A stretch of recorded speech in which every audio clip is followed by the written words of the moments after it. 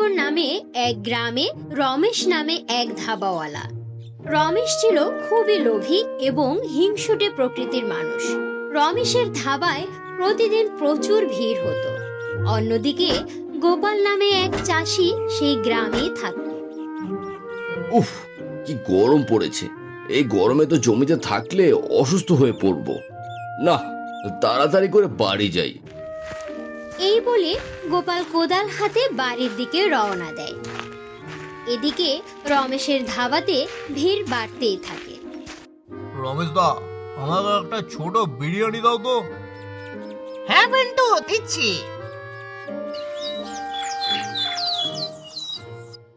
একদিন গোপাল বাজার থেকে সবজি কিনে বাড়ি ফেরার পথে দেখে রমেশের ধাবায় অনেক ভিড় রয়েছে। সে মনে মনে ভাবে, রমেশের ধাবায় তো অনেক ভিড়, কেননা আমিও এরকম একটা বিরিয়ানির দোকান খুলি। গোপালের মুখে বিরিয়ানির নাম শুনে রমেশের খুব রাগ হয়। আরে এটা কে রে? তুই জানিস আমার ধাবাতে খাবারের গন্ধ শুকলেও টাকা লাগে। বুঝলি? চল চল, ভাগ এখান থেকে, ভাগ। গোপাল এরপর বাড়ি থেকে কিছু টাকা নিয়ে ভোলা কাকার বাড়িতে যায়। নমস্কার কাকা। আরে গোপাল যে, এসো এসো, এখানে আসো। কাকা, আমার কিছু সাহায্য লাগতো। আমি ভাবছি চাষের পাশাপাশি একটি ব্যবসা করব। কত টাকা লাগবে তোমার বিরিয়ানির দোকান খুলতে? 1000 টাকা দিলেই হবে কাকা। 1000 টাকাতেই হয়ে যাবে। আচ্ছা, এই নাও তাহলে, এই নাও। ধন্যবাদ কাকা। ঠিক আছে ভোলা কাকা, আমি তাহলে এবার আসি। সাবধানে যেও, কেমন?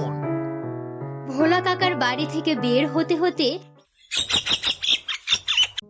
পরের দিন গোপাল একটি ছোট ঠেলা গাড়ি নিয়ে গ্রামের রাস্তার ধারে বিরিয়ানির দোকান শুরু করে। গোপালের বিরিয়ানির দোকান খোলার কথা শুনে গ্রামের লোকের মধ্যে বেশ চাঞ্চল্য শুরু হয়। এদিকে রমেশের ধাবায় পচা নামে এক গরিব লোক বিরিয়ানি খেতে আসে। দাদা, আমার কাছে টাকা নেই, তুমি কি 1 প্লেট বিরিয়ানি খেতে দেবে? বিনামূল্যে কোনো খাবার নেই। যা যা, ভাগ এখান থেকে, ভাগ। রমেশ দাদার এত খারাপ ব্যবহার আগে কোনোদিন দেখিনি। চল কালু, এখান থেকে আর বিরিয়ানি খাবো না। আরে যাও যাও, পুরো গ্রামে একটাই বিরিয়ানির দোকান, সে ঘুরে আমার কাছে আসতে হবে। রমেশ ভাবেনি যে গোপাল সত্যি দোকান খুলবে। পরের দিন রমেশের দোকানের সামনে দিয়ে সবাই গোপালের দোকানে যাচ্ছিল। কি রে গোপাল, তুই আবার বিরিয়ানির ব্যবসা খুললি কবে থেকে? এই যে বিমলদা, আজকের থেকে। কই, ওই দে তো তোর বিরিয়ানি। তা বিরিয়ানি ভালো হবে তো?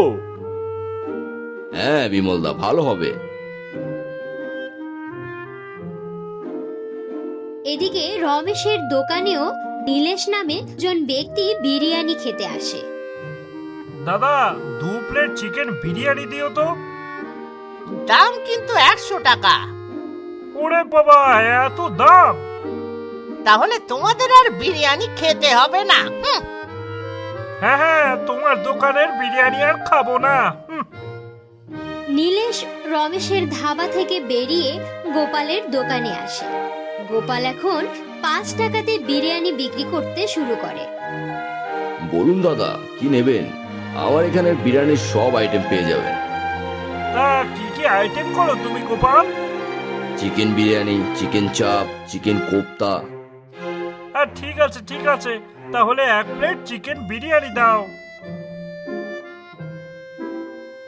আমার বিরিয়ানির লোকেদের এত ভালো লেগেছে। একদিন খুব জোরে বৃষ্টি হচ্ছিল। সেই দিন গোপাল যখন দোকান খোলার জন্য তৈরি হচ্ছিল, তখন তার স্ত্রী মালতী বলে, হ্যাঁ গো, তোমাকে আজ এত বৃষ্টিতে দোকান দিতে হবে না। আমি বলছি কি, আজ বাড়িতে থাকলে হয় না?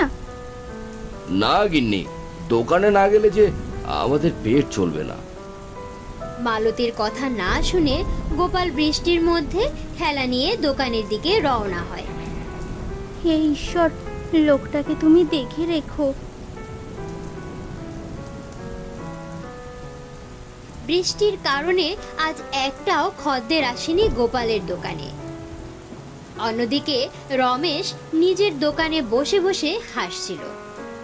আজ ঠিক হয়েছে, আজ একটাও লোক গোপালের ঠেলাতে যায়নি।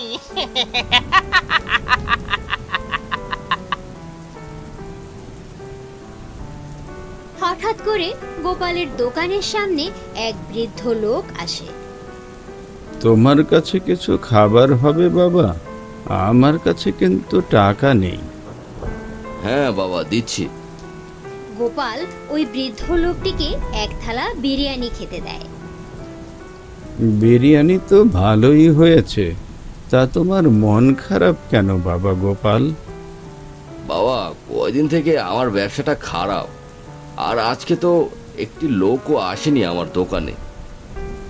এই নাও, এই হলো জাদুর মশলা। এই মশলা তোমাকে দিলাম আমি। এই মশলা বিরিয়ানির মধ্যে দিলে বিরিয়ানির স্বাদ অতুলনীয় হয়ে যাবে। কিন্তু মনে রেখো বাবা, তুমি গরিব লোককে বিনা পয়সায় খাওয়াবে, তাহলে তোমার হাঁড়ির বিরিয়ানি কখনো শেষ হবে না।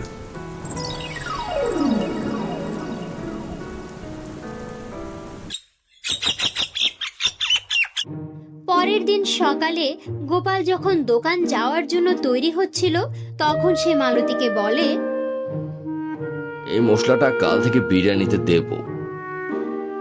বিকেলের দিকে পচা এবং কালু গোপালের দোকানের সামনে দিয়ে যাচ্ছিল।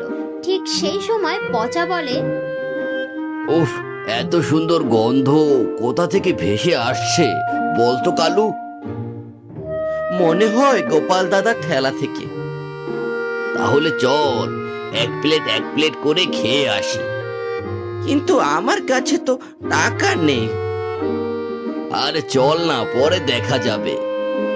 এই বলে পচা ও কালু গোপালের দোকানের সামনে এসে হাজির হয়। গোপাল দাদা, আমাদের 2 প্লেট চিকেন বিরিয়ানি দাও। কিন্তু কিন্তু কি পচা? কিন্তু আমাদের কাছে 1 প্লেট বিরিয়ানির দাম আছে। কোনো ব্যাপার না, আমি তোমাদের 2 প্লেট বিরিয়ানি দিচ্ছি।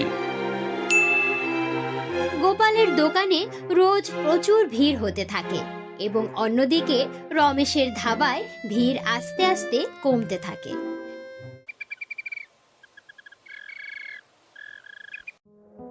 বুঝলে মালতী, ওই সাধু বাবার দেওয়া ওই মশলাটা দেওয়াতে আমার বিরিয়ানির স্বাদ দ্বিগুণ হয়ে গেছে। ও, এই কারণে গোপালের দোকান রোজ এত ভিড় হয়। ঠিক আছে, আজ রাতে এই গোপাল ঘুমানোর পরে আমি ওই মশলা চুরি করে নেব।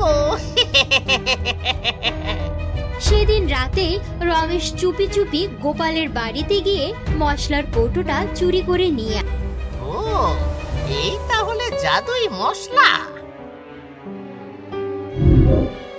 পরের দিন সকালে গোপাল ও মালতী মশলা খুঁজছিল। মালতী, ও মালতী, আমাদের মশলার কৌটাটা চুরি হয়ে গেছে।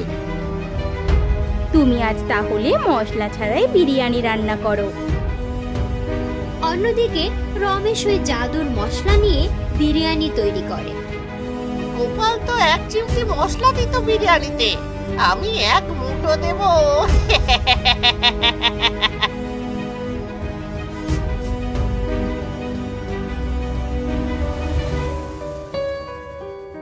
রমেশ দাদা, আমাকে বিরিয়ানি দেবে? আমার কাছে টাকা পয়সা নেই। রমেশ দাদা, আমাকে বিরিয়ানি দাও না। চল চল, ভাগে এখান থেকে, টাকা নেই রে, আবার বিরিয়ানি খাবে। যা যা, গিয়ে পান্তা ভাত খা চুপচাপ। রমেশের বিরিয়ানি থেকে পচা ও দুর্গন্ধ বের হচ্ছিল। এ বাবা রে, কি জঘন্য খেতে বিরিয়ানিটা। হ্যাঁ দাদা, এই বিরিয়ানি থেকে কেমন যেন গন্ধ বের হচ্ছে। এই রমেশকে মারো, সবাই সবাই মিলে রমেশকে মারো। হ্যাঁ হ্যাঁ, মারো মারো। আর গ্রাহকরা রমেশকে মারতে শুরু করে। গোপাল রাস্তা দিয়ে যাওয়ার সময় গ্রাহকদের রমেশকে মারতে দেখে মনে মনে ভাবে, কি ব্যাপার, গ্রাহকদের বিরিয়ানির স্বাদ এত খারাপ হয়ে গেল কেন? ও বুঝলাম, আমার মশলা চুরি করে এনেছিল, তাই এরকম হলো। রমেশ গ্রাহকদের মার খেয়ে মনে মনে বলে, আজ ওই গোপালের জন্য আমার এই অবস্থা, এর কিছু একটা আমাকে ব্যবস্থা করতেই হবে। তারপর রমেশ হাঁটতে হাঁটতে দুটি লোকের সঙ্গে দেখা করতে যায়। কিরে, পারবি তো? হ্যাঁ হ্যাঁ, তুমি তো জানো যে রঘু কোনো কাঁচা খেলোয়াড় না। তুমি নিশ্চিন্তে থাকো রমেশ দা, কাজ হয়ে যাবে।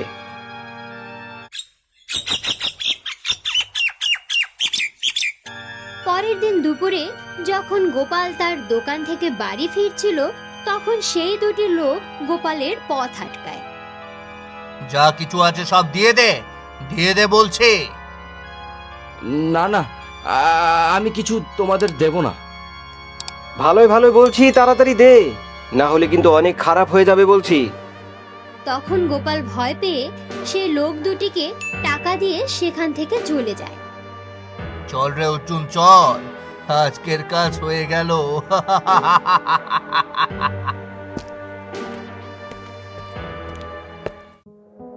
বাড়ি পৌঁছে গোপালের স্ত্রীকে গোপাল সব কিছু খুলে বলে।